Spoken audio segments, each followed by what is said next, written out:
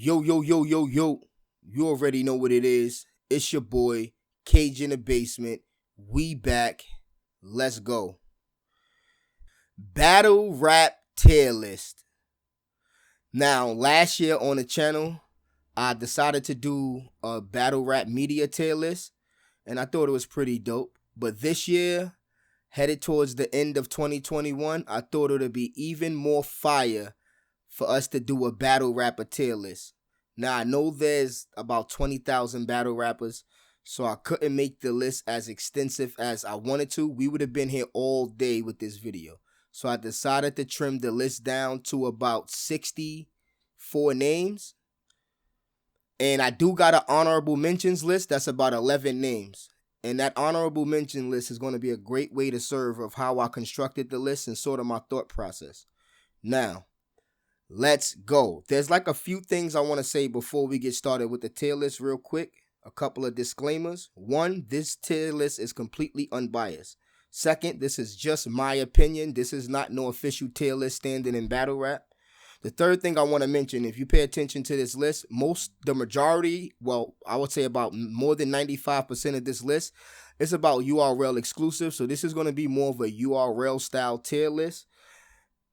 The list would have been over 200 names if I really included every single body that battled this year on all the three major leagues. So shout out to RBE and whatever they doing over there. Shout out to King of the Dot. We probably going to do some different tier lists the start of next year. But for now, this is just going to be mostly URL people. Another thing I want to say, this list is not based off of like wins and losses. When I say that, I mean just because somebody is in the God tier doesn't mean they automatically beat a low tier or a mid tier dude. These lists, the tier system is going to be based off a few criterias, like your draw to the culture, like how big your name is, your skill, which is very important, the consistency, your fan base, how much money you get paid. All of these things are going to factor in. I know a lot of the hardcore people like to only base tier system mainly on skill, but if we keeping it 1,000, if we keeping it a buck out here, the tier system is mainly based off of a lot more things other than skill, like your draw, your tickets, how many people you can bring out, what size of the crowd you can rock, and things of that nature. So with that being said, let's get into it. Get your drinks ready. Make sure you get your light up whatever you're going to light up, and we about to have some fun. Now, let's get into the honorable mentions. Now, the names, I'm going to put the names across the screen so to make it easier for everybody. And I'm also going to put these names in order, and I'm going to go through the tier list as well. So let's get with the first 11 honorable mentions. First, we're going to deal with the God tier category. I'm placing Cassidy in my God tier category. Now, like I said, this is not based on skill or nothing like that, but Cassidy is definitely a God tier battle rapper when you consider the draw and how much he brings to the culture. Every time he get a battle announced, it's just plain to see. You can look at his Hitman vs. Cassidy battle just for proof in that pudding right there. Now let's move on to the super top tier class. My super top tier pick is going to be Disaster in my super top tier pick. Now, that's the only honorable mention in my super top tier pick so far. I only had 11 names, so we're going to move on to the top tier. In my top tier pick, honorable mentions is Sirius Jones, Head Ice, and Big K. These three people are in my honorable mentions. They also in my top tier pick.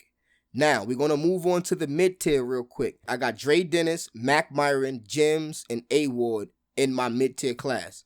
Now, let's move on to the lower tier class in my honorable mentions. Now, my honorable mentions, I got Danger Zone, B Magic, and Young Cannon.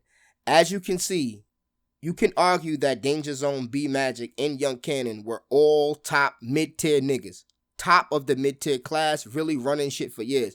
But if you take their stock and their profile now in 2021 in battle rap, I don't think you can argue whether or not those are some low-tier draws and low-tier battles at this very moment. So with that being said, that gives you a little bit of my thought process and how I structured this list. Now, I know a lot of people are going to fight for other people to be higher or lower on this list, but there's a lot more than just skill that goes into these criteria.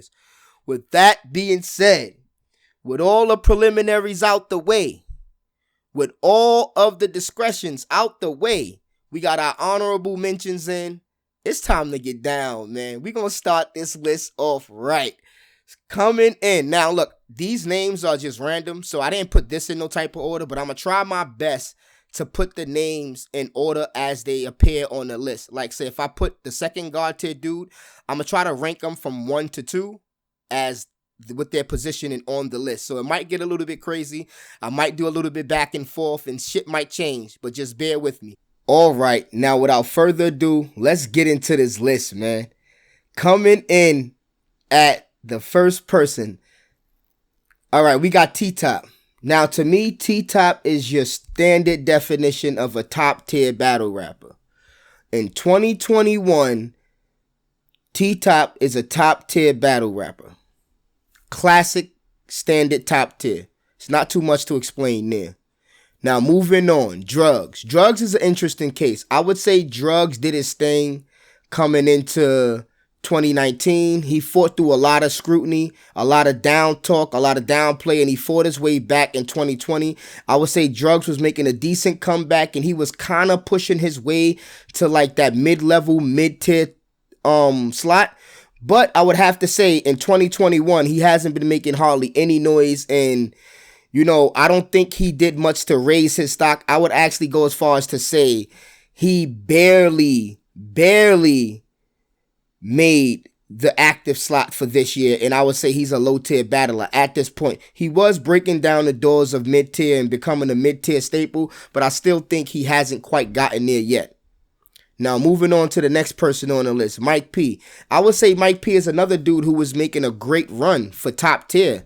He was making a great run for top tier early 2020, late 2020. It started getting a little shaky with the tournament, I think the Ryder battle was a mean turnaround for him. The Danny battle was also a great push for him as his top tier push, but I would like to say that he kind of lost steam for me. So I would say Mike P fell short as far as the top tier, and he would be a classic, a high-profile mid-tier battler at this very point in 2021. Now, Mike P could have broken the top tier doors down. He could have been on the level of T-Top and a lot of and likes of these other dudes, but I would say in 2021 at the very least, he's not quite there yet. He's mid-tier. Now, getting into the next one, Arsenal. I would have to say Arsenal is a classic definition of what you would call a super top tier. Again, this list is not really based off of wins and losses. This list is about a lot more than that. Stature, a couple of things I broke down in the very beginning. So, with that being said, Arsenal is definitely a super top tier battler. And he did put on some decent performances this year. I don't think he did much to hurt his stock at all. So, he's going to be super top tier. He's a big draw, big ticket.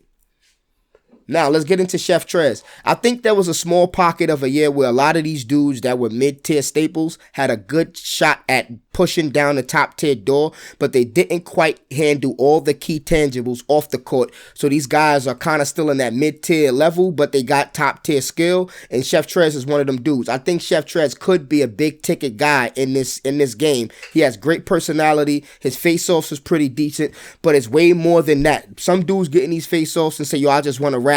I just want to show y'all that I'm going to be the best person during the day of the battle. But the battle is way more than that. We got niggas doing shit in post-game, niggas doing shit pre-game.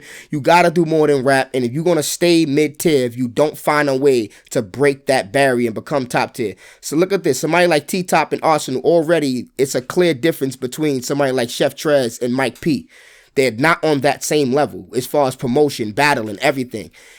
Now, Briz Rothstein is a rare case. Briz ain't battling like the last 2.5 years. He's approaching 3 years not battling. So Briz would be in the top tier class for sure. No debating, no arguing. Him and T-Top was making a super push for super top tier even.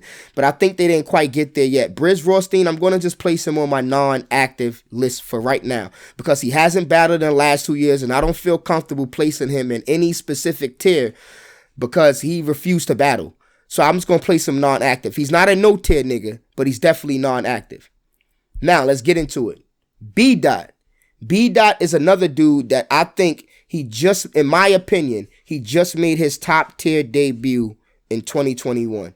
Now, B Dot was another dude who had a lot of top tier talent since before he got to URL. He had the skill set, but it was certain other tangibles that you need to be considered a top tier. And I think B Dot figured it out. And I think he did enough matchups, enough top tier matchups to prove that he's on that level. And he proved he has the allure to main and rock that stage with the guys of that cloth. So I would put him in the top tier cloth, but I think he barely made it in 2021. In 2020, it would have been an argument. I probably would have had him at the top of the mid-tier class, but in 2021, I definitely got B Dot as a top tier battle rapper. Now, with that being said, I would say my next person, Big T. Big T been top tier since top tier was established. He's one of the staples of the top tier class. But I don't feel comfortable in 2021 saying Big T is top tier. You cannot convince me that Big T is a big ticket in 2021. You definitely can't convince me that he's a bigger ticket than B Dot or T Top.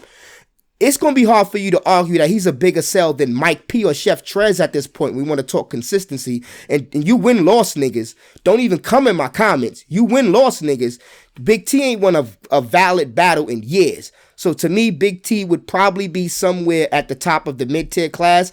I'm not trying to displace his stock in his overall history, but this is not an overall list.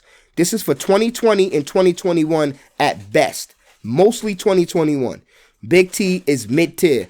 I would go as far as to say he almost dropped down to low tier. If he would have took a bad L in his last year, I would be comfortable putting him at the top of the low tier class. And that's not no shot at Big T. It's just all about the brand. Now, speaking of brand, Murda Mook. I think Murda Mook took a big hit in battle rap. You guys got to understand, Murda Mook is what you would call God tier. He's the definition and he's the staple standard. When you want to compare somebody to a God tier battle rapper, the first two people you think of is Luxe and Murda Mook. But I think Murda Mook took a bad PR loss this round in 2021. He came out of 2020 strong, solidifying his spot with that Tay-Rock battle. Then he come into 2020, he had a couple of slip-ups, in the media, wasn't too bad. I think the whole Cassidy thing with the tournament they were trying to set up, that was a lot of good press for a lot of good battlers. So I think he came out of that situation looking very decent. Then he went into a battle and took a bad battle with Reed, and then things went downhill from there. I think his stock took a very large hit, but he was so high up in the stratosphere, I still think he's definitely still God tier. I would go as far as to say his allure and his status isn't as much with the PR hit he took. With the whole Drake shit, that was bad. That was nasty. That whole Drake, him not doing the Drake card and then crying on live and then exposing text, that was nasty, Mook. That was wild. Mook almost lost the whole tier just with the bullshit he did off the court. But I can't go as far as to say that Mook is still not the biggest ticket in battle rap. Anybody I'm about to place on this list, anybody, including Luxe with a rematch, Mook will still be their biggest battle. That's why he's still God tier. If I say Mook versus Arsenal, which is super top tier right now, Arsenal would take that battle in a heartbeat, regardless of the PR stunt Mook just pulled, regardless of Mook shit in the bed versus Reed. None of that matters. He's still God tier. Now moving along, Calico. Calico been top tier since the inception too, but I think Calico has done enough, more than enough. In 2021, he main stage headlined a lot of big cards this year. He battled Hitman Holla. He battled Calico. He battled Geechi. He did a lot of good things this year. Calico is definitely super top tier. He's far beyond top tier now. Calico's a big ticket draw at this moment. He set out a URL for a while. We was really anticipating his return. He came back and actually increased his stock, increased his value. I feel comfortable placing him above somebody like T-Top, who did wonders for their own stock in the last 5 years and placed himself as a staple, as a top tier. So yeah, Calico comfortably above T-Top, but I wouldn't say he's quite bigger than Arsenal yet. Next person, this is very interesting, Chess. Chess almost knocked himself down the mid-tier in 2019, and before that, Chess was doing bad. Chess had a great comeback 2020. It started in 2019, actually. Let me correct myself. Chess comeback started in 2019. He's done phenomenal. The boy made it all the way to the big leagues. Chess is back, and he's now a top-tier staple. Chess is, I would go as far as to say Chess might even be kicking down the doors of super top tier with that battle at Chris Brown house. but I still feel comfortable just placing him at the very top of the top tier at the moment. So we just gonna leave it at that. You might want to argue for him being super top tier. I wouldn't really sit here and debate with you all day, but I still feel comfortable placing him and T-Top right next to each other at the lead in the top tier class so far. Now, Chilla Jones. Chilla Jones is such an interesting story. Now, Chilla Jones been mid-tier. He was condemned to the mid-tier class. He was not allowed to jump to top tier. But somehow, some way, in 2019, Chilla Jones started making a real name for himself, getting a lot of respect from the top tier, mid-tier, low-tier level, whatever level you was trying to talk about. Chilla Jones was getting a lot of respect. Then something interesting happened. He tore niggas' heads off in 2020, won the champion of the year. It was hard to argue that Chilla Jones wasn't top tier coming out of 2020, champion of the year. But then guess what? We got one. Promo niggas. Chilla Jones had a clear seat at the top tier table. He won the champion of the year. All the top tiers were vouching for him at top tier. But guess what? I don't feel comfortable placing Chilla Jones top tier right now. Chilla Jones, after that Tay-Rock loss, Chilla Jones' stock went down to me. Instead of, see, this is what happens. I'm explaining this real quick. Sometimes you can pop shit and promote and it can go wrong. You can lose a bad career shifting battle after you pop shit. Sort of like surfing Loaded Luxe and all of that. But it's always good to still promote your brand because you can still take that loss and make something out of it instead of making that loss do worse for your stock and decrease your stock even more. So right about now, at the end of 2021, in the beginning of 2021, I would have never said this. Right after the Tay-Rock loss, I would have never said this. But months done passed and this guy hasn't done anything to rise his stock. So I think he kind of got bumped down to mid-tier. I would say Chilla Jones is now the leader of the mid-tier once again. And here we go. A perfect example. Cortez, Mr. Top Tier Money. Now, you might get mad at me. You niggas is going to get mad because I'm putting Cortez in top tier. Now, you're going to say, how the hell is Cortez top tier and Chilla Jones is mid tier and Chilla Jones won champion of the year and blah, blah, blah, blah. Miss me with all that dumb shit. Because I'm going to tell you right now, even though Cortez had bad battles, so to speak, these last couple of outings, Cortez is smart enough to make himself relevant off the field. Cortez is about to be in the position to have one of the biggest battles in battle rap in the next 2 years. Him and Surf off the field have set it up that they have one of the biggest grudge matches in modern day time. So Cortez is going to be one of the most relevant battlers, and he's going to headline very soon with this Surf situation. If he plays his cards right, he did everything he had to do to be top tier and be a big ticket. He did what he had to do to secure that big ticket bag. This is what Chilla Jones failed to do. Now, granted, I would say Cortez did lose a career-shifting battle early, but this is his chance. This is his chance to do it again. And I want to say something else. Cortez was smart enough to do something like take Surf loss in 2020 and turn that into a moment in battle rap with the champagne. It's off the court shit that will raise your stats faster than a battle would. And Cortez understand that. So now he is top tier. He's probably at the back of the top tier class now, but I feel comfortable putting him there. As far as promotion, everything, his draw, his brand, Cortez is definitely top tier. Now, again, Danny Myers is a great contrast to Chilla Jones. Danny Myers was condemned. He was condemned to forever live in mid-tier. He was the mid-tier god, and I think he was comfortable there. But what did Danny Myers do? Danny Myers been killing shit. Danny Myers been killing shit since he got here, so it was never about skill. Danny Myers put himself in a position to be the gatekeeper for the West. And that ended up being, he was the gateway battle for so many legends like B-Dot, Daylight. I mean, him and Daylight battled early in their career. No, I don't think they battled yet. My bad. I mean, B-Dot, Geechi, Gotti, and a couple other dudes coming out the West. Danny was their first battle. Rum Nitty. He was the dude that got a lot of people over the hump. He's the West Coast legend. A lot of people respect him. But more importantly than that, in 2020, after Danny Myers did the tournament and started killing shit on URL, the boy got better at media. Danny Myers started up a YouTube channel. He started doing interviews. He started recapping battles. He joined the radio show with Caps. He made himself way more relevant in battle rap. Danny Myers is needed on the court and off the court now.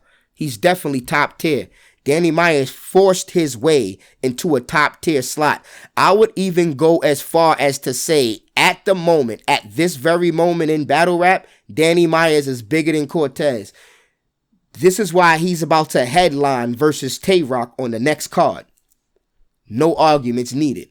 I would have to, him and B Dot is about even to me. I would probably even put him above B Dot, but not yet. I'd say the Rock battle would put him over the top with B Dot, but I got him comfortably neck and neck with B Dot.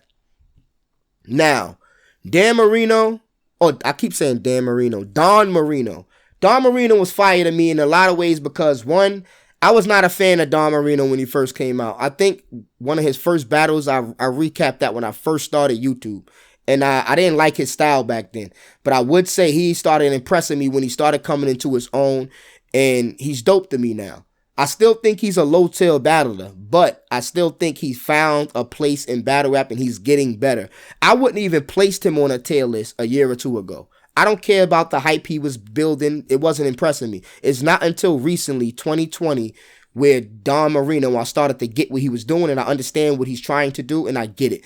I think he's going to break through the low tiers and he'll be a mid-tier staple pretty soon if he figures out how to market a little bit better and get himself on these bigger cards. He'll be fine. Bill Collector. Bill Collector had all the potential in the world to be top tier when he first came out. He had a lot of hiccups, a lot of ups and downs, a lot of shit going on. Then he stuck around at the mid-tier level for a while. Then Bill Collector came and did the tournament in 2020 and put himself damn near to the top of the mid-tier class. And then something weird happened. Bill Collector got better at media. He got better. He started his caffeine show. He started doing a lot more online shit. He's showing a lot more personality, which he already had in spades. Then the boy started killing shit even more. So now he's being more smarter with his branding, with the media, and he's killing shit. Oh no, Bill Collector's top tier now. You can't stop it. He been had the potential. Now he's just living up to that potential. He's doing his thing on King of the Dot right now, killing shit in their tournament. So yeah, what you want me to say? Bill Collector's top tier at this moment. I would even go as far as to say he's neck and neck with like a Danny Myers on this, people kicking the top tier doors down and making themselves a household name. Another interesting case study here, Swamp. Swamp had all the top tier potential in the world, but Swamp ran into a brick wall called T-Top. Now, Swamp, I know you like to make the excuse about how the battles took too long to happen or whatnot, but there's certain moments in battle rap where there are career-defining battles. Battles that make or break your career. Sometimes they happen by accident. Sometimes the fans set it up due to anticipation. Sometimes the league just puts you up in front of one. And then sometimes you create this moment for yourself. With you created T-Top as your career-defining battle. It took you 3 years to get it. And then when you finally got the battle, not only were you kind of in a slump in battle rap as a whole and kind of losing your allure and your mystique, you took your career-defining battle on a slump and then you lost. That really hurt your stock. And not only canceled your opportunity for jumping to the top tier anytime soon, until you start doing some miraculous shit, it also lowered your standing on the mid-tier. You was a mid-tier staple at the gate. Now, I feel comfortable putting you behind everybody else I got on the mid-tier slot right now. And a couple other people might jump ahead of Swamp. Now, I like Swamp. Swamp is dope. He's unique. He's a dope rapper. He got the shit off the court too. But it's sometimes in battle rap when that career defining battle and that moment can affect your stock, and it does. Your tier and all of that. And there's really nothing you can do about it but kill shit and rise the ranks again. Now, Snake Eyes. Snake Eyes is another interesting person. You would say Snake Eyes is low tier. He started out, on Angry Fan. Basically as a fan doing a radio show. Then he's got his name up. got on URL through the PG system, did the process, and now Snake House is a household. Snake Eyes is a household name now. Now, he might not be the best dude out there as far as you want to say, as far as skill set and like winning and losing, but Snake Eyes makes himself a big ticket. He sells fights.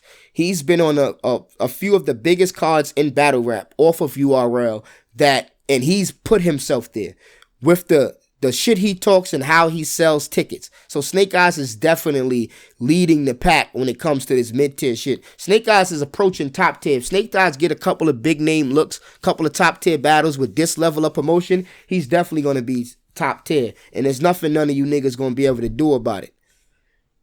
Now, another excellent example. Loso. I think Loso was kicking down the top tier door as well. I think in 2020, the top tier was a little bit blurry because we didn't have the main stage, so it's kind of hard to gauge who's top tier and who's not, because we was basing everything off of skill and the caffeine setting. But with the main stages being back and caffeine still being here, we can clearly see who's top tier and who's not.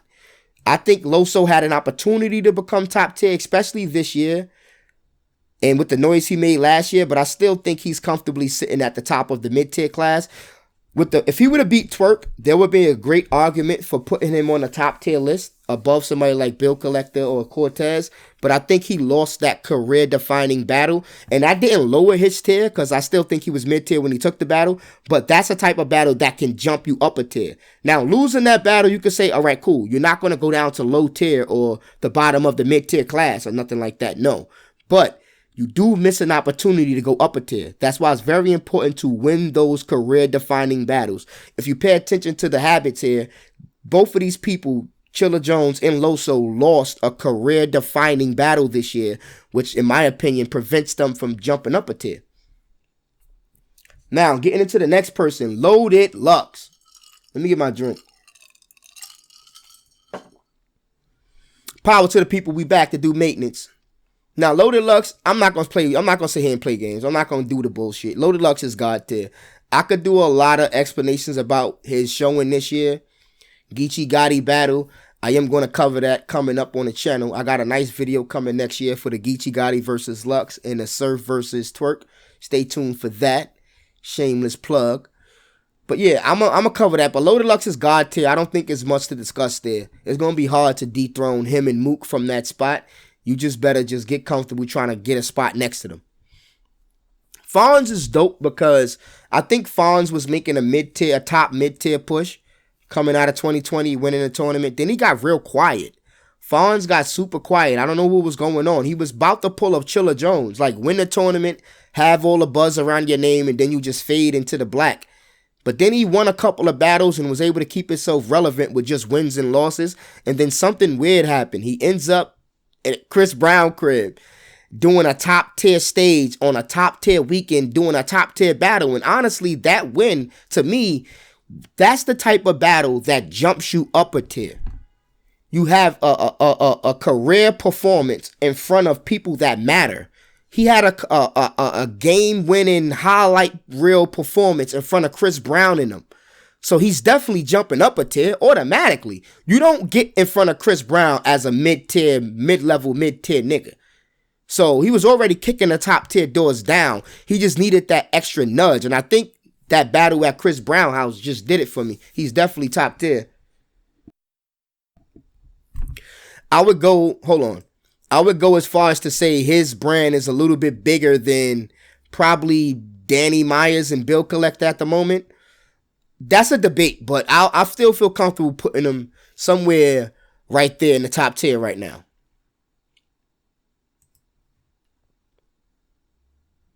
Now, on to the next one. I think the next one is going to be a little bit different. John. Now, I think John is another dude who was making a super top tier push. Like, I don't think John was he was leading the top tier class for sure.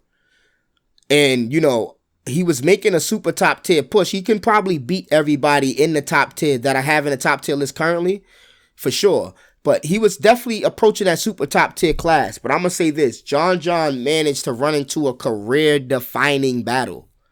And now I'm gonna say this: that battle versus Surf It In knock him down a tier, but that definitely prevented John for getting to the super top tier status. I'm gonna be honest with you. John was kicking the door down. He might have even sat in that room for a couple of years, but we talking in 2021. In 2021, that Surf loss was monumental. That was a career-defining moment, history in battle rap. So yeah, he stays at top tier. Now, if John beats Surf, clear, he's super top tier. He's probably up there ahead of Arsenal and he's probably ahead of Calico. But he didn't. So now he's just comfortably at the top of the top tier still. He's still a killer. He's still one of the top tier niggas. But he's not super top tier. He missed the shot. He missed his shot, in my opinion. Now, moving on to DNA. To me, I don't think it's much to explain. DNA is too super top tier to me. I'm explaining to you why. DNA was just a top tier, just a staple top tier dude, and he was kind of probably condemned to that. It was disrespectful putting the mid tier. He was just a classic top tier, one of the pioneers for URL, one of that first class. You know, you just kind of got to put him in top tier. But I think these last 2 years, him revamping himself, the NWX movement, the 2-on-2s, he stapled himself as a super legend and as a super top tier in his game. And he got way better with the media, his personality, interviews. He do most of the face-offs on his channel. DNA is just a way bigger brand than he ever was before. And he's definitely super top tier right now. He's definitely a big ticket. Holmesy the God, another tournament winner. Holmesy the God had a great chance to put himself at the top of the mid-tier class. I wouldn't say he was a pro. He was ready for top tier just yet. He had an opportunity to do so. He had a couple of good battles, a couple of good top tier, situations possibly in the works. Some people looking at him. I think Goods was entertaining the battle. A few things that would have helped him get over to the bottom of the top tier, but I don't think he got there, and I think he actually fell back a lot when it comes to the media and things like that. So I would have to put Holmesy the God somewhere around the mid-level of the mid-tier class. And I feel good with that one. Geechi Gotti. All right. Now, you niggas going to be mad. But don't get mad at me. Don't get mad at me because Geechi put the work in. I'm going to keep it a beam with you guys. To me, Geechi Gotti. Now, last year, a lot of people was trying to just give Geechi these stats last year after he won Champion of the Year back-to-back. Oh, Geechi's the GOAT. He's the greatest of all time. La, la, la. Now, granted, I think Geechi has the best run in battle rap history. Geechi's one of the GOATs. He's definitely the West Coast GOAT, in my opinion. I'm putting him ahead of a lot of people. But in 2021, specifically, Geechi Gotti made it a stamp. He was super top tier last year on billboards, everything.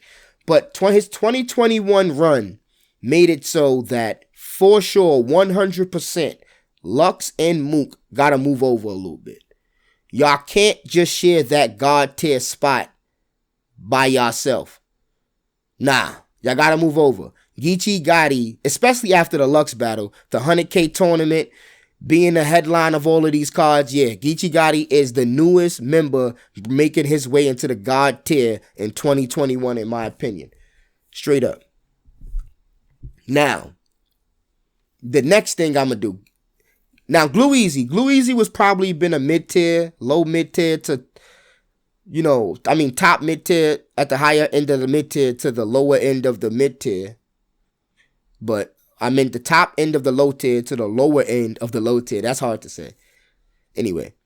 But I'll just say non-active for now. I don't think Luigi battled in the last 2 years or the last year and a half at least. So I'll just say non-active because I'm not too sure if he had a battle in 2021.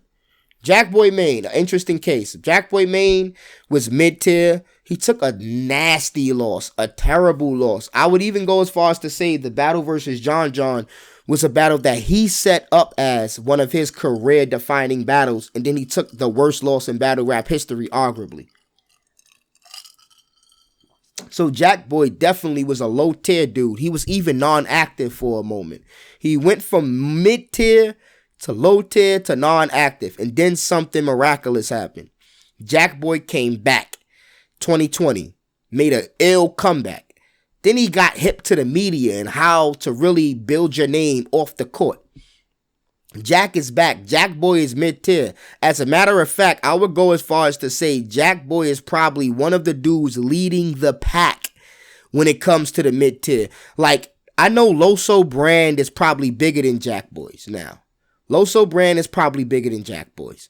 But I'm comfortable putting them on the same level as far as the mid-tier. Jack Boy is getting a hang of this whole shit. And it's not going to be long before this dude is just a top-tier staple. And there's nothing nobody going to be able to do about it. Sorry. All right, the next person. Goods. Goods the animal. Goods is one of my favorite battle rappers. I always say it. Goods got one of the dopest freestyles in battle rap history. Go and check the shit, man. Goods, Loaded Luxe, Arsenal, Head Ice. Go and check it, man.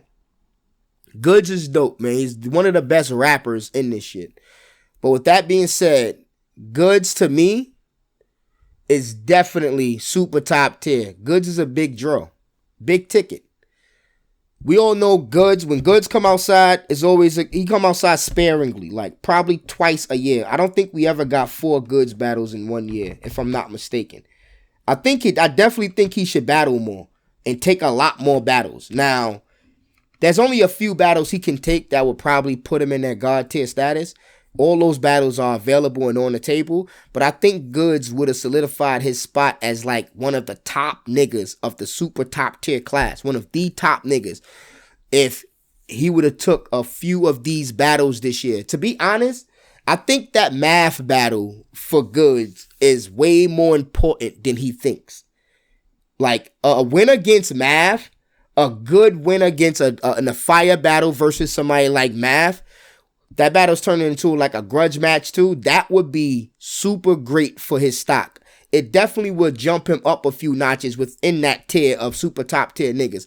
And it'll definitely increase his stock as a whole. Like, I think that battle with Math is probably one of the most important battles Goods could have.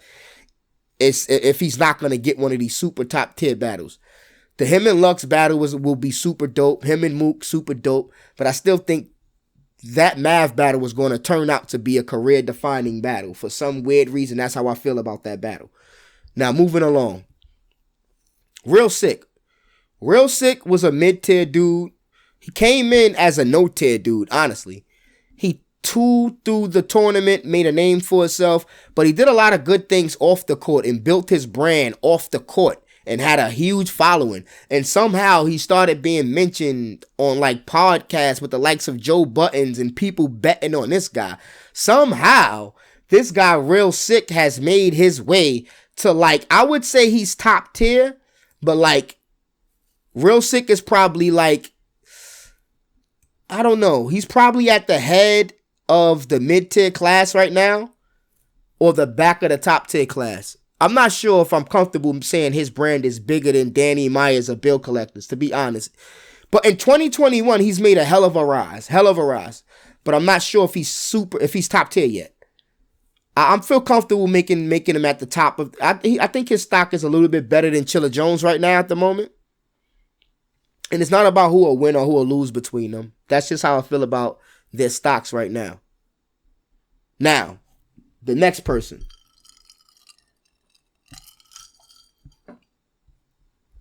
I think Hollow the Don. This is weird for me. Because for the longest, people had Hollow in that God tier status. Somehow, throughout the years, Hollow stats has been going down. I remember it used to be Luxe Mook Hollow. Luxe Mook Hollow. Luxe Mook Hollow.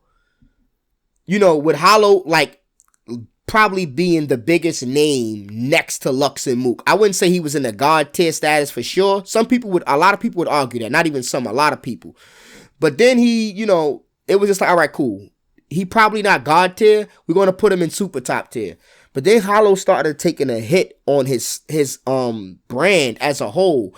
And I think that math battle was a career-defining battle, man.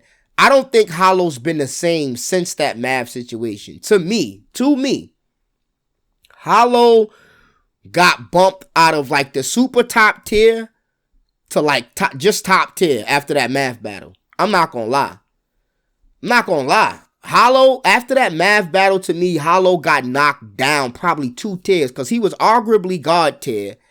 After that math battle, you couldn't even argue for him being super top tier no more. You had to make a strong case for him being a big ticket top tier guy.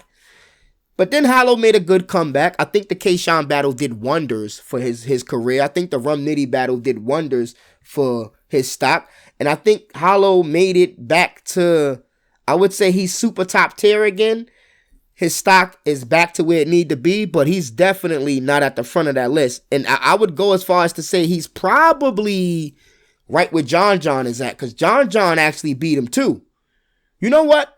I think if you include the John John battle, which is also a career-defining battle, it didn't happen in 2021, but it's these things that just hurt your stock for like forever. These type of moments. But I would have to say, I'm comfortable saying Hollow is probably... Nah, Hollow's super top tier. He's still a big draw, no matter what. He almost knocked himself out of the super top tier category in these last 2 years. I'm not gonna lie. Now, shit. Excuse me.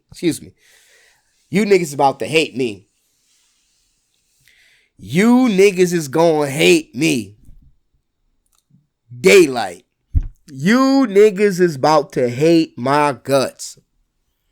You niggas. Yo, look, I'm not gonna hold you, man. Look, man, don't get mad at me, man. He did it himself. Daylight's been on every tier on this list. He's been a low tier nigga, a mid tier nigga, a top tier dude, a super top tier dude. But guess what? Daylight did one battle on URL. The Tay-Rock battle, and he's God tier. I'm not gonna lie to you. That Tay-Rock performance automatically makes Daylight God tier. Now, there's a lot of other things he did in his career I could say that makes him God tier. Off the court, we already know what's going on with his music career. He's very super famous off the court. We're not even going to include his off the court fame. He's hella famous. He's probably one of the most famous battle rappers outside of the God tier niggas.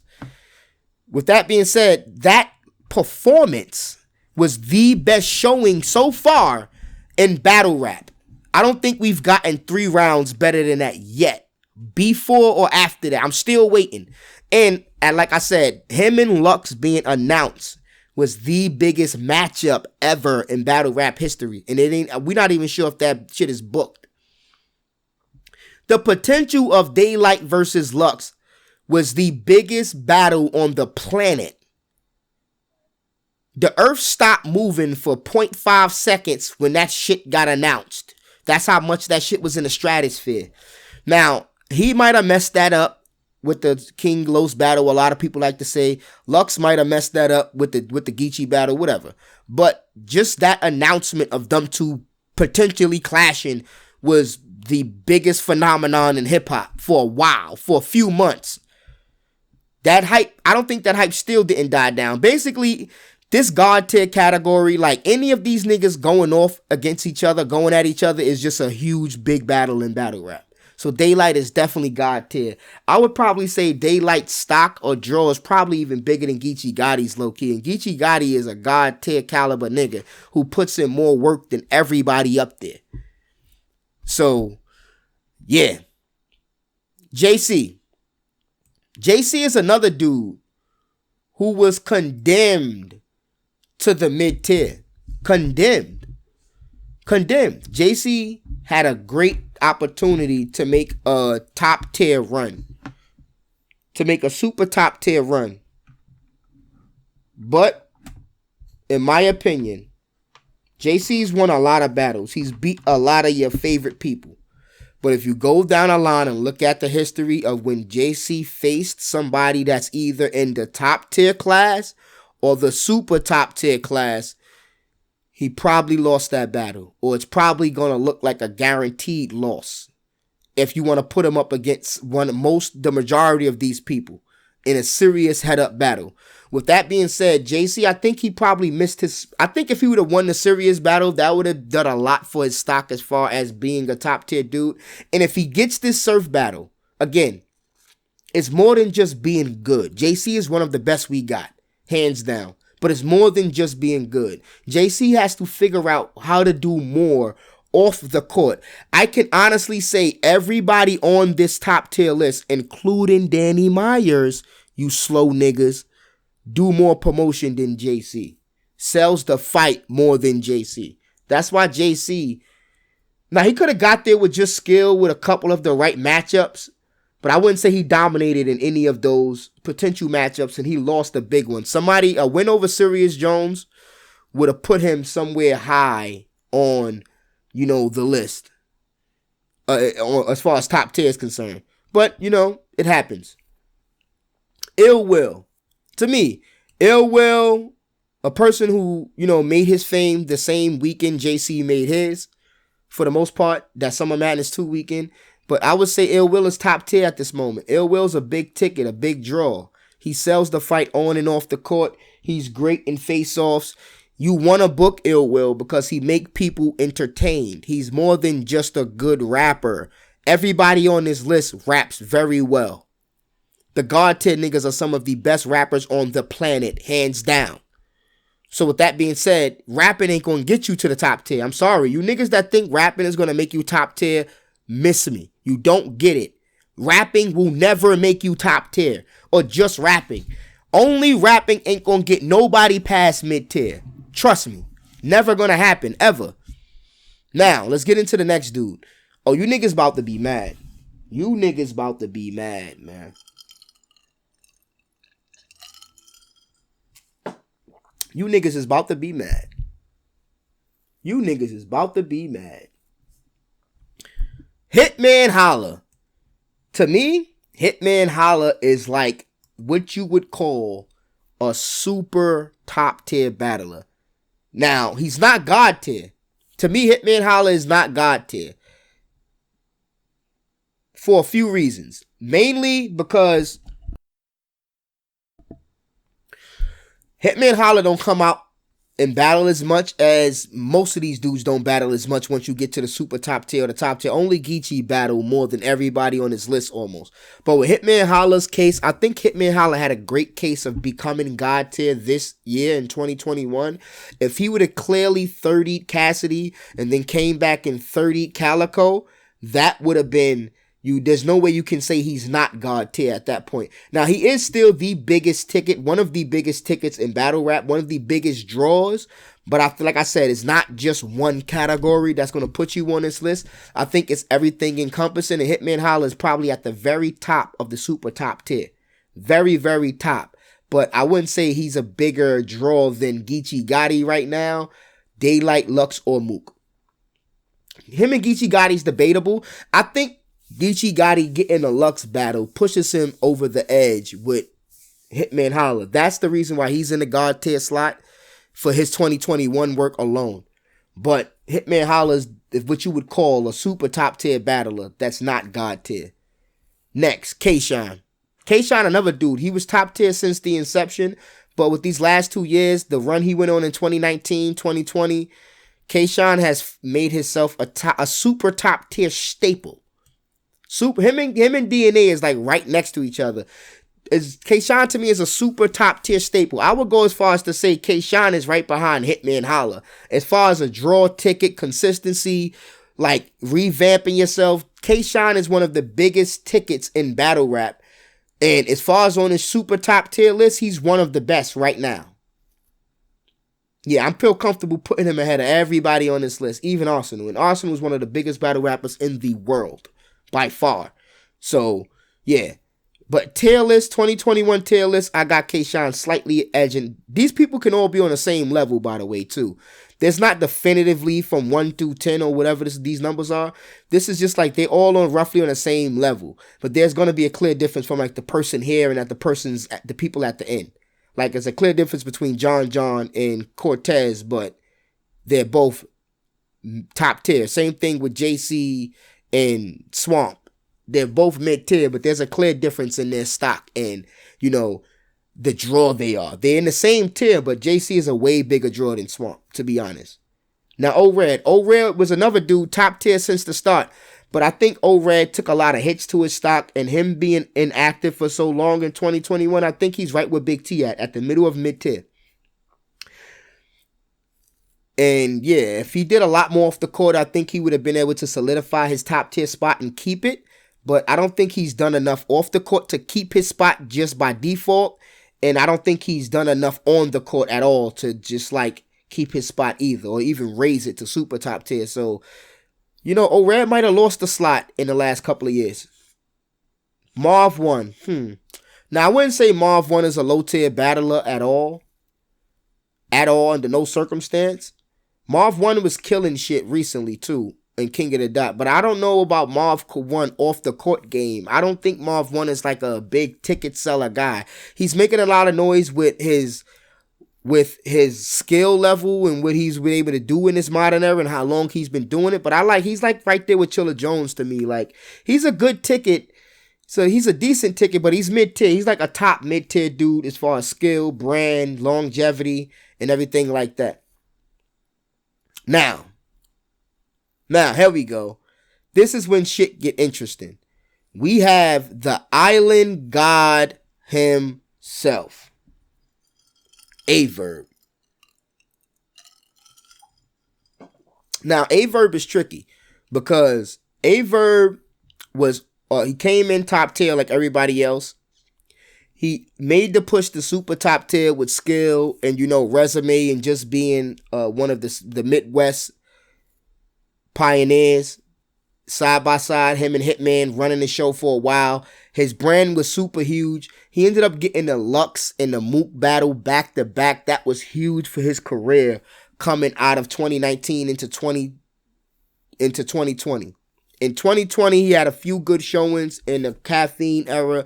I even think Verb did great off the field as far as promotion. He kept shit lit on Twitter, kept shit lit on Instagram, but he hops in and out the culture from time to time. And Verb just started coming back and doing a lot more activity within the culture. He has been super duper busy outside the culture, and I think that definitely places him at the very top of the super top tier. And another thing, Verb probably, arguably to a lot of people, either beat everybody on this list at the God tier. But again, this is not about wins and losses. This is not even about overall all-time tier list, because the all-time tier list would definitely look different from this.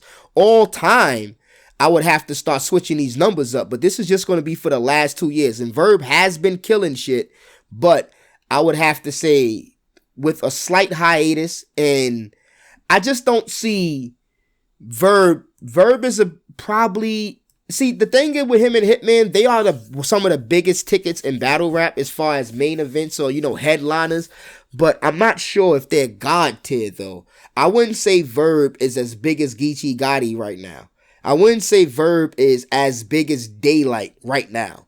I wouldn't say in 2021 Verb is as big as Luxe or Mook. Yes, he battled them. Yes, he's super top tier. He's leading the class. But is he God tier, though? Is Verb God tier? I want to put him at the top of the super top tier class, definitively, ahead of Hitman and everybody. But I'm kind of debating whether or not he's God tier. You know what I mean? Did Verb break the mold and becomes God tier this year? Is he a bigger draw, or possibly? But look, another thing. He battled Luxe, and that was a big battle. But I think just Daylight being announced battling Luxe was a bigger battle than Verb and Luxe. Verb and Luxe was more of a grudge match, and I think Gotti battle was slightly bigger than that battle, slightly. You know what I mean? It's very confusing. But I would say, for now, for argument's sake, I'm putting Verb at super top tier. I might switch him to God tier before this video is over. But for now, I'm putting Verb super top tier. The leader of the class. Alright. Reed Dollars, another interesting guy. Reed Dollars came in and he was just super top tier in spirit alone. Because we didn't know what he could do. Came in, took the loss to John, immediately went down to low tier. But instead of becoming an inactive battler, he started grinding. Had a good battle. Couple of good battles, then he was mid-tier. Then he learned how to promo and put himself in the right place at the right time. You know, then he ended up with a Mook battle. Then guess what? He ends up beating a Mook. So even though he was a super top tier in name only, and then he got bumped right to low tier once his skills showed, then he grinded his way back up. Now Reed Dollars is a big tier. He's a big ticket guy. Reed Dollars is top tier. Reed Dollars is ahead of, I'm going to keep going. Because Reed Dollars is a bigger ticket than all of these dudes. I think Reed Dollars is up there of a draw with the likes of Chess, T-Top, and John. Bigger than B-Dot, bigger than Fonz, bigger than Danny, bigger than all of them. Reed Dollars is up there. Mind you, Reed Dollars started, after his first battle, he was a low tier battler. Later for his name. After that John ass whooping, he was low tier. All right, now Av. Let's get into Av. Av is interesting too. I'd say Av is top tier. But it's more leaning on skill than off the court stuff.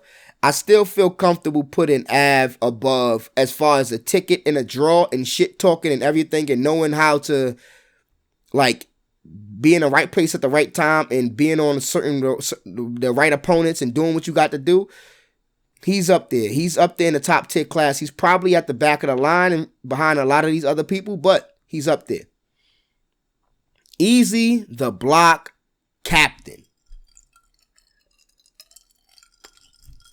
Now, Easy started off as a mid-tier, as a low-tier battler, grind his way up to mid-tier, and then he had, I would say he grind his way up to low mid-tier. Then he took a mean hiatus, was super non-active for a while. Then he came back, got his place back in the mid-tier. I think he just was able to effectively get his spot back. Then he did the tournament and went on a run. Then Easy started doing YouTube, caffeine, started breaking down bars, started getting good with the people. And then something weird happened. Easy started killing shit. Now Easy is a guaranteed top tier staple. As a matter of a fact, I would go as far as to say Easy is he's one of the top niggas in the top tier class. If this top tier list stopped right here, Easy would be the top nigga in top tier. Like Verb is the top dude in the super top tier class. Easy is the top dude in the top tier class. Top gunner right now. And he's definitely kicking that super top tier class down. It depends on what he do next year. Now, the God tier list is not going to be in no order. It's going to be too hard to put this in order. Most of them battled each other. It's too wild to put this in order right now. I'm not going to put this in order. But every other list is going to be, for the most part, in order. Yeah, for the most part. More like if this was a color grading, that would be a better description than instead of like a number system. Anyway, let's go to Kid Chaos. Kid Chaos, to me, had an opportunity again to make a top tier push in 2020, like the likes of Fonz, B-Dot, and all these other dudes. I think he took a few losses that hurt him, man. And I think he's sitting comfortable around there with Chilla Jones and Loso and these dudes is at right there in the mid-tier class. Another dude who got a lot of top tier support. He actually kicked the top tier door down. Got a lot of top tier support. A lot of top tiers was vouching for him, including Smack and Beasley, willing to give him them top tier looks. But somewhere down the line, he fell into the shadows. He didn't do too well during the tournament runs, during the Smack weekends. 2020, 2021, he's been silent. I would go as far as to say he's probably even non-active for the year. I'm not too sure about that. But if he's not non-active, at best he's mid-tier. Jerry West. It's kind of bad because Jerry West basically put himself at the top tier. But, the tiers shift. You can't just sit at top tier and think you're going to stay there with no activity. Especially if you ain't solidified. You can get the spot, but don't mean you're solidified at the spot. Some niggas could be top tier one year, get their ass whipped, and you can't say they're top tier the next year because they're not solidified. Some of these dudes, no matter how many times they lose, they're not going to get bumped out that slot. But some of these dudes are just there for the time being. Keep that in mind. Now, Sue Surf. Speaking of Sue Surf, people being at certain slots for the time being. Sue Surf. Sue Surf was top tier since its inception. He grinded his way up to super top tier. Took a nasty loss No, he did the 2-round suit era. 2-round suit, you would put him at the top of the top tier class. Or he was at like the back of the super top tier class. You know, the Charlie Clips loss was kind of bad, but he still was Sue Surf. Then the 2-round suit era came and your boy got dropped down to like top tier. Like, it was a point where niggas like T-Top, Chess, John, everybody I'm passing can talk crazy to Surf. And he had to just be cool with that. Like, if I would have played Surf here last year, nobody would be mad. Like a mid-top tier nigga. And this is somebody who was super top tier at one point.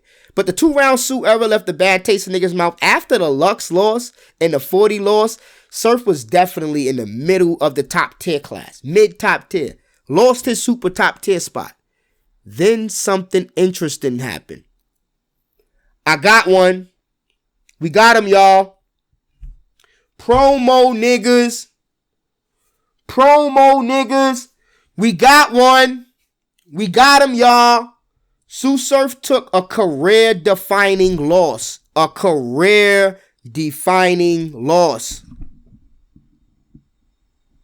hope you guys understand that. This loss was the worst loss against Luxe. Then he took a bad loss against 40 bars right after that. A bad one against 40 right after that. Then what happened? He turned into Sue Sharp. Instead of going to tuck his tail and hide, the boy got better at media. He made himself more prevalent in the game. He showed us a new asset, an analyst. He became one of the best analysts we have in the sport. 1 second. What else you want me to say? All right, we good now. He one of the best analysts we have by far. So with that being said, Sue Surf went from the mid-level of the top tier. Then he went on a tear after he made himself one of the most prominent faces in media. Got his super top tier spot just off the field shit. Got his super top tier spot back. And then something weird happened. The boy went on a tear. Tore ass. Beat the dog shit out of people. And he also had a career-defining battle. That John battle was something he brewed up for like the last 8 years. He made that a career-defining battle. He made that a career-defining moment. And what happened? He was able to jump tiers. He got his super top tier spot back just talking shit. Just being himself. Being an analyst. What happens when he go on a tier? Best promotion in the game. The best 90 days we seen. 330s. The best 9 rounds. Arguably the best 30s in battle rap. All of this shit happened in a blink of an eye. Now guess what? Sue Surf is the newest member of the God tier clique. Do not at me, niggas. Sue Surf is God tier and he just got there. In the last 90 days. At the beginning of the year, Sue Surf was barely clinging on to his super top tier slot. Barely. His off-the-court music held him down. His showmanship, he's just him being on caffeine, critiquing other people's battles and being unbiased and showing personality and lighting up the spaces and jumping on caffeine with his own show, taking all the criticism. All of this shit increased his stock during his worst time as far as wins and losses. Do you guys get it, niggas? He increased his stock when he took the worst losses. Then he came back and killed shit and jumped up to the impossible tier. God tier. Now they talking about, yo, what up with Surf and Daylight? He done stole the Daylight battle from Luxe. Now niggas is like, yo, who champion of the year? Surf or Geechi? You see what I mean? See what happens when you got top-notch promo and you come and have the best performance of your life? You jump up a tier. You might jump up 2 tiers. You can argue that Sue Surf jumped 2 tiers in his last 90 days. He probably was at the top of the top tier. Now the nigga's God tier. Hands down. God tier. And I would go as far as to say, not gonna lie. Surf been putting on. Him and Geechi is neck and neck, man. I don't think his rounds wasn't better than what Daylight did. But his name is up there. A lot of these dudes is neck and neck, man. On that God tier slot. Now let's move this list along a little bit. These next couple of names is going to be fairly self-explanatory. Jada Nightwing, he had an opportunity to do a top tier push. You know what I mean? He learned a lot more about how media works. He's been doing this thing a lot better in the media, but I still think Jada Nightwing he got a lot to learn. I still think he's ahead of a lot of these other dudes on this list, but he's comfortably at the top of the mid-tier class right now. New Jersey Twerk. Now look, New Jersey Twerk is another interesting case. Twerk kind of started off top tier, or at the very top of the mid-tier class, and then he started off at the top of the mid-tier class. 2 battles later, he was top tier. 2 battles in, the boy was top tier. The boy was at the top of the top tier class after he completed 1 full year in battle rap. He was damn near one of the best niggas at the top of the top tier class. Then, with his run, and just his name going up, and he wasn't even like, he was choking too. His status kept going up to where he made his way to like super top tier. But then the fans got enough of Twerk. They like, I'm done with this shit. He dropped a tier or 2. They was just done with the not prepared shit, and he kind of went down to like the middle of the top tier, but he was still a top tier name, kind of hovering somewhere along the middle. Then the car accident happened. You know, he kind of got a lot of his faith in him back without even battling, because people was just rooting for him. So I would say he moved to like the top of the top tier list again, right where he should be, next to like T-Top and Briz and all these other these other top tier dudes. Then he started killing shit, and then he earned his slot in 2021. I think he earned his slot back on the super top tier list. So Twerk is definitely super top tier. I think he, with the Rock battle, and if he would have did good in the Surf battle, he would have possibly been at the front of the line of the super top tier, and he probably would have been, I wouldn't say God tier. Like, if Twerk would have won every battle, or even 80% of the battles he took in his career, he would definitely be God tier. No arguing. Like, he would be there before Geechi. But he choked in a lot of those battles. In a lot of those battles, he didn't complete the objective. So he kind of dropped the ball and still landed. He dropped the ball and landed in super top tier. That's how talented Twerk is. That's crazy to me. Twerk is so phenomenal. He dropped the ball and landed in super top tier. That Tay-Rock performance saved his slot in super top tier. He would have left this year just being a top tier nigga. But he's definitely super top tier, for sure, hands down. Luke Castro, another interesting dude. Luke Castro was at the top of the mid-tier. I'm not going to spend too much time on this. Luke Castro is top tier right now. Luke Castro is top tier. I would say Luke Castro is probably neck and neck with T-Top, or probably a little bit above T-Top. Now, I put him neck and neck with T-Top right now. With his brand and on the off the court shit, he's up there. Luke Castro is going to be super top tier in no time. In no time at all.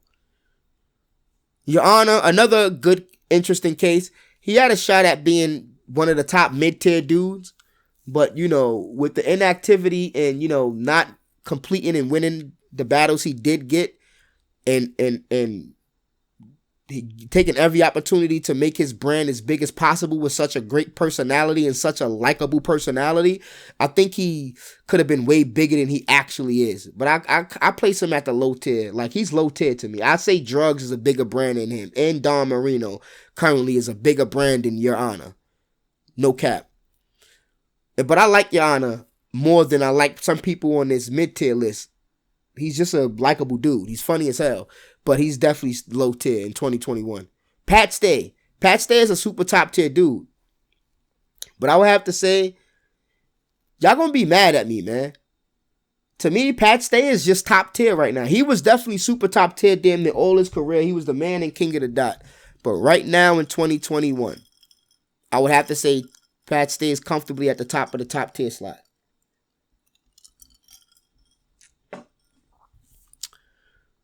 Prep. Now, Prep is funny as hell. Prep is actually in every tier on this list.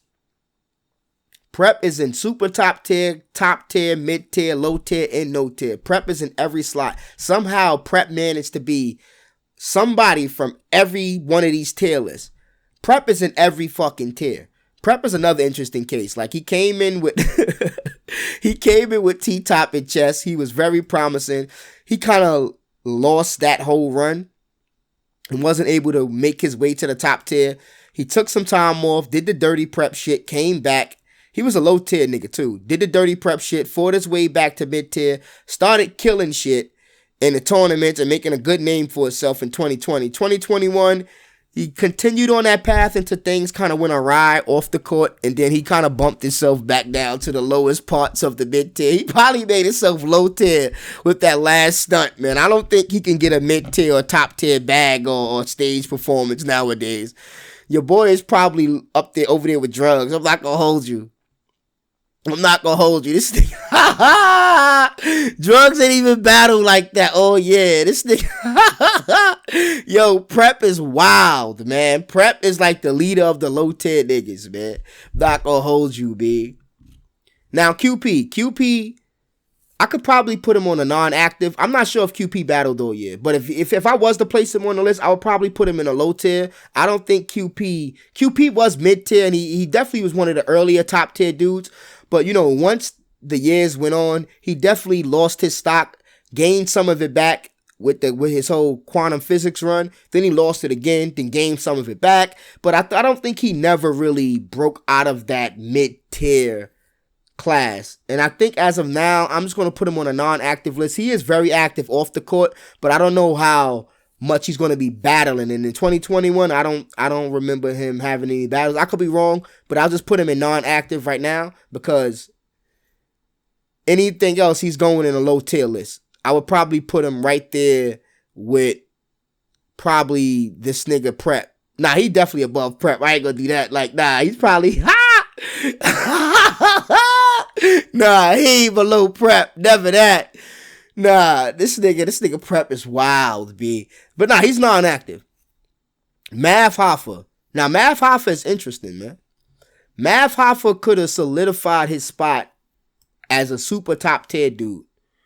Solidified. I don't think he dropped a tier. Mav Hoffa is just, to me, like in 2021, I don't think he battled Geechi. One battle. And to me, that battle showed his skill. It definitely shows his talent level.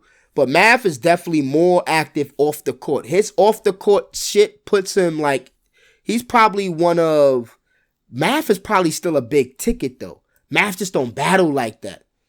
I would say Mav is probably like one of the top tier niggas. One of the top niggas. The only thing that's keeping him out of that super top tier slot is Mav battled once and probably no, he did battle a few times in 2020, not mistaken. Mav actually been getting busy in 2020. But in 2021, I think he got one battle. You know what I mean? And one more battle, at least if he would have beat Geechi clear, I would have been comfortable placing him solidified on that super top tier slot. Comfortable. You know what? Honestly, now that I look at it, Mav is a bigger name than a lot of these niggas on that top tier slot, man. Mav is super top tier to me. Mav is super top. Mav is a bigger draw than a lot of these other niggas, man.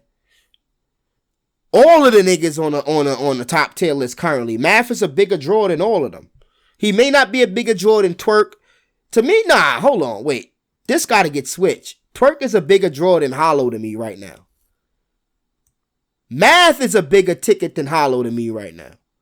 So yeah, Math is definitely super top tier. I'm bugging. Because Math is huge outside of battle rap. Rum Nitty, super top tier. Nothing to argue about. Rum Nitty to me goes... Rum is up there. Rum is like right where K-Shine is at as far as popularity. Like, see, the thing about Rum is Rum don't do a lot of shit off the court, man.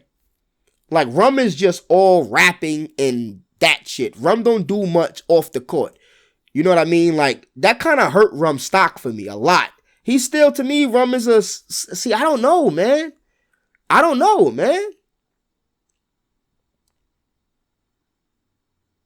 See, that's my thing. Rum is not as big off the court as none of these dudes. Rum is probably the best top tier nigga right now.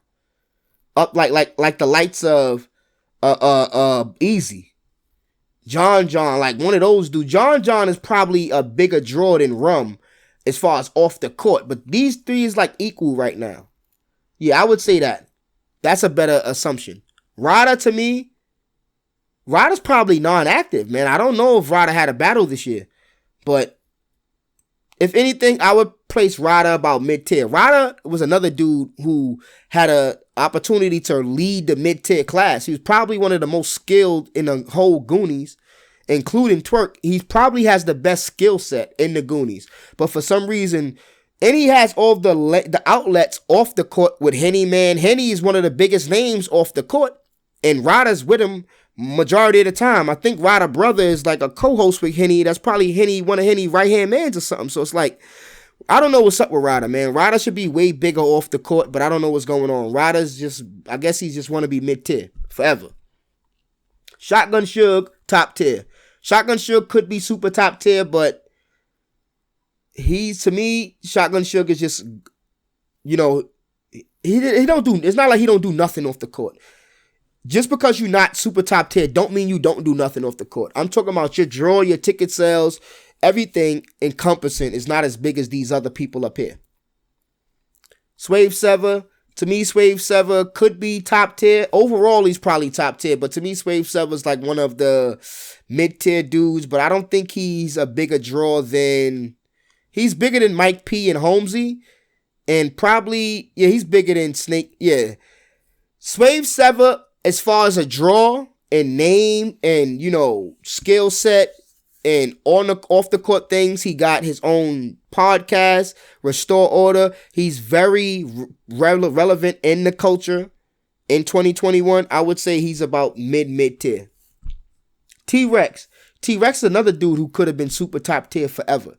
But I think his stock took a hit as far as the super top tier shit is concerned. And I think he did a lot to earn his spot back, because T-Rex was approaching like not mid-tier status, but probably mid-tier treatment out there. They probably was treating him like a mid-tier on the phone. Crazy, but I would comfortably say T-Top. I said T-Top. T-Rex has comfortably solidified his top-tier spot. He's definitely still top 10. He's still a show. He's still the show. I would book T-Rex over everybody else on this list right here. Everybody. And probably, what? I'll book T-Rex over a lot of these people too. That's just booking though, but T-Rex is still a legend, but he's still definitely top 10. Tay-Rock. You niggas gonna hate me, man. You niggas is gonna hate my guts, B. What we doing with Tay-Rock, man? Yo, look, I'm not gonna hold you, man. Yo, don't get mad at me, man. I didn't do this shit. Don't get mad at me. Tay-Rock, man. See, look, Tay-Rock is interesting. Tay-Rock was like a mid-tier dude who kind of grinded it out. And then when all the legends started going off to do bigger things off the court, Tay-Rock came and stepped into the top tier and took over. He ran the fucking table, put URL on his back. He was the top tier standard for years. He was the gold standard. And then when that super top tier class started to create itself, because a lot more top tiers was forming, so you had to create some sort of super top tier class, Tay-Rock sat comfortably at the super top tier class. And then guess what? He was killing shit at the super top tier class for years. Tay-Rock was the biggest nigga in battle rap for years. 2020, 2019, same shit. Tay-Rock, biggest shit. 2020 come, not much changes. Rock has the best adaptation to the quiet caffeine era. Rock still, you could say he lost to Daylight 3-0. That's still one of the best battles in battle rap history to me. To me, in 2020, with the Tay-Rock, with the Mook battle and the Daylight battle, Tay-Rock was at the top, the very top of the game, even with 2 losses. Top of the game. So look, 2 losses put him at the top of the game. Still. Then in 2021, he comes back. Still Tay-Rock, interacting with the fans. He got his own show, doing his numbers. Then he's still killing shit. Then he gives us a classic again. Another classic. And another classic. Tay-Rock is God tier, man. Do I gotta keep going for you niggas? Are you niggas, do you understand what I'm saying now? Tay-Rock is God tier. The newest member of the God tier class. I'm sorry, niggas. Tay-Rock is God tier, niggas. He's up there with the likes of Murda Mook and Loaded Luxe. Yes. Tay-Rock is like that. Tay-Rock, Daylight, Murda Mook, Luxe. Surf, Geechi. Those 6 niggas. It's God tier level niggas now. Whether you like it or not, there's gods walking among us, man. It used to only be Luxe and Mook. Nobody can stand next to them. Now there are gods living among us, man. Tay-Rock is one of them. All right, let's wrap this up real quick. What's your boy Saga? I like Saga. He's dope to me, but Saga's mid-tier, man. Saga's mid-tier. I'm not going to go over the whole Saga fall from grace, but, you know, Saga's mid-tier. Like, I'm not even going to worry too much about his placement. He's just mid-tier. Tink the Demon, low tier. I like Tink the Demon a lot, but Tink the Demon had a shot to be mid-tier, but I don't think he did enough for his stock just yet off the field. Low tier dude. Ace Amin is very interesting. Let me talk about Ace for a minute. Ace Amin started off low tier. People thought he had potential, but they wasn't too impressed with his battles. They always saying, oh, his interviews are better than his battles. But what that off the court shit did for him was it put him at the mid tier. Even though they thought he had low tier skill with mid tier potential, it still put him in the mid tier talks. Then he actually grinded his way through the mid tier, his ups and downs, his bumps in the road, literally, his breathing control, all of these things. He grinded through it. He did the tournament, but he maintained a consistent brand increase throughout the entire mid-tier. So while he's sneaking past all you niggas on the mid-tier, doing the media shit, sneaking past all you niggas, he gets in a perfect position to have a career-defining battle that he set up, mind you. Listen to me. He set this up. That battle between him and John was because he made it happen like that. Him and John worked that out. He ended up having one of the best off of URL battle events ever. It's crazy. This shit's going down in history to him and John situation. He forced his way to the top of the mid-tier. And then with that John play, then with all the shit he do off the court, Ace Amin is top tier. When I first was thinking about what makes a top tier dude, I was thinking of all the things that can like solidify your spot whether or not you win or lose a battle. But the fact that people are arguing that he probably beat John, I think I went for John in that battle, but people are arguing that he won. To me, that's a career-defining battle. When you get in a position like that where your backup is up against the wall, this battle is going to make or break your career whether you like it or not, and you give the performance of your life, then you go up a tier. That's what happens.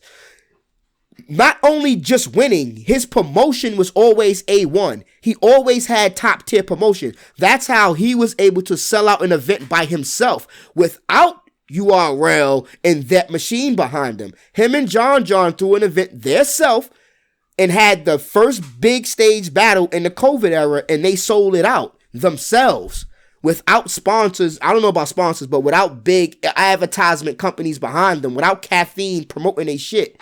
They had the biggest event at that time in battle rap. He did that with his promo, the way he attacked John, the way John attacked him, the way John sold a fight, the way they had us on edge. The whole culture bought that, paid for that battle on pay-per-view. It's probably the biggest pay-per-view event all year. This is a mid-tier battler we talking about. This is how he's top tier now. So when you want to ask me why is Ace Amin top tier and JC not, that's why. Ace Amin went from a low tier nigga to a nigga that can sell out a battle event by itself off of his promotion with another top tier dude. Can JC do that? No, JC can't. I don't think JC can sell 2,000 tickets if he was battling Surf. If they say, yo, I'm going to book you versus Surf, you and Surf have to do all the promotion and sell this event out. I don't think JC can do it. Now, Surf probably can do it, but that's what I'm trying to say. That's why somebody like Ace Amin can be top 10, JC not. It's not about skill. And he has a decent skill level. It's about what you do off the court.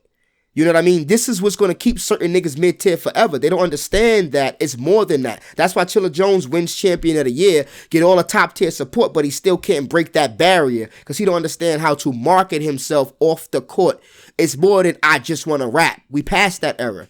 You niggas will never be super top tier or guard tier talking about you just want to rap. Because pay attention to this list. Every nigga in the top tier and definitely every nigga in the super top tier and all of the guard tier niggas is some of the best rappers in the world. You can't tell me JC is better than Daylight at rapping. Tay-Rock, Sue Surf, Geechi. They rap probably better than JC, but they do more than that. Way more. Even Danny Myers kicked the top tier door down because of his promotion off the court. And he was condemned to the mid tier like JC was. But he learned how to promote. That's why he's battling Tay-Rock on a main stage, headlining on the next event. That's not because he rap good. That ain't got shit. He been rap good. That's because he learned how to promote and sell a fight. That's why he getting the biggest battle of the year coming January. That's why. Now, move on. None is mid-tier. Nothing else to talk about. Charlie Clips, super top tier. Charlie Clips can be guard tier. I think he fucked that up. Super top tier, though. I put him right there with Hitman, Holla, and Verb. I think he was actually... Charlie Clips is interesting. I think Charlie Clips fucked it up and dropped himself from super top tier to top tier. But if I include his 2021 performance, rapping in front of Chris Brown, all of the other stuff, he got all of his stats back plus more. He's definitely at the top of the super top tier class. Play with Clips if you want to. Iron Solomon. Again, Iron Solomon is a top tier dude to me, but he's been non-active for like a year and a half at least. So I'm not gonna put him. He's like Bridge to me. If they were on the list, they would be top tier, super top tier, debatable, whatever. But they haven't battled all 2021 and probably all 2020 as well. So I'm not gonna put them on no tier. They're just non-active. And there we go, right there. There we have it. This is my 2021 battle rapper tier list. Take a good look, niggas. Take a good look, because this list is going to change probably every year. Every year. Most of these dudes' spots are solidified. Most of these dudes got knocked out of their spot within the last couple of months. Most of these dudes just made that spot within the last 90 days. Shout out to Sue Surf. But yeah, man, let me know what y'all think about this list. Again, this is my list. This is not the Champion of the Year list. This is not URL's list. This is my list. Completely unbiased. And it's all subjective. Let me know how y'all feel in the comment. I was about to say in the combat section. Yeah, because I know the comment section is about to be war. I was about to say, let me know how y'all feel in the combat section, because I know it's about to be hell in this comment section. But yeah, you already know what it is. It's your boy Cage in the basement, and I'm out.